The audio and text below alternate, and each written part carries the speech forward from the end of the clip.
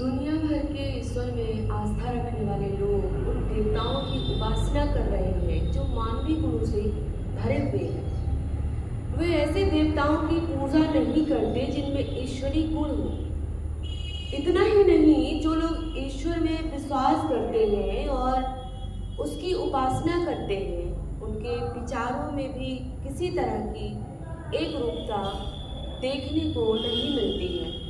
इतना ही नहीं, ईश्वर प्रदत्त उसके बारे में या उसे लेकर कहीं जाने वाली बातों में भी किसी भी तरह की एक रूपता नहीं नजर आती।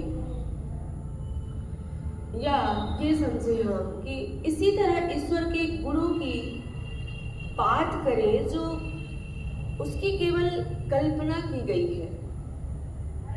इसके बारे में भी लोग एक दूसरे से जो चर्चा करते हैं उसमें कोई एक रूपता नहीं दिखती है। कहने का मतलब कोई एक ईश्वर नहीं है और कई तरह के ईश्वरों की कामना की जा सकती है।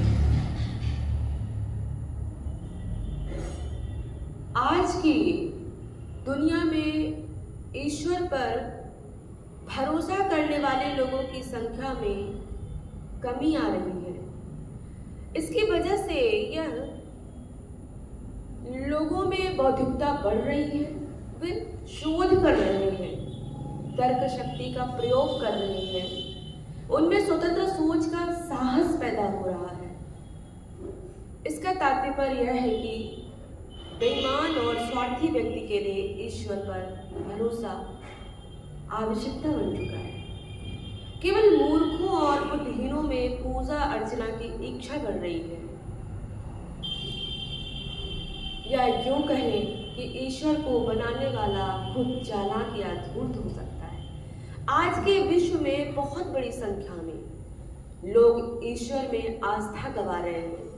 रूस, चीन, जापान, बर्मा, शाम, श्रीलंका जैसे देशों में 100 से लेकर 90 और 75% लोग नास्तिक हैं, ईश्वर पर भरोसा नहीं करते।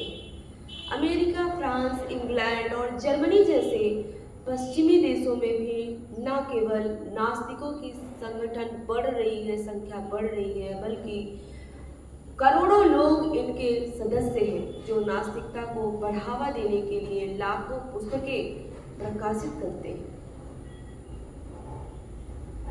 इसकी वजह से यह है कि विद्वानों के बीच यह जागरूकता बढ़ती जा रही है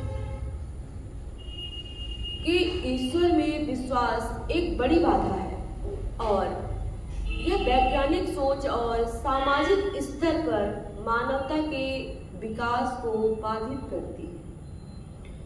आज से 2000 साल पहले यह धारणा प्रचलित थी कि एक ज्ञानी या बुद्धिमान व्यक्ति के लिए कोई ईश्वर नहीं होता।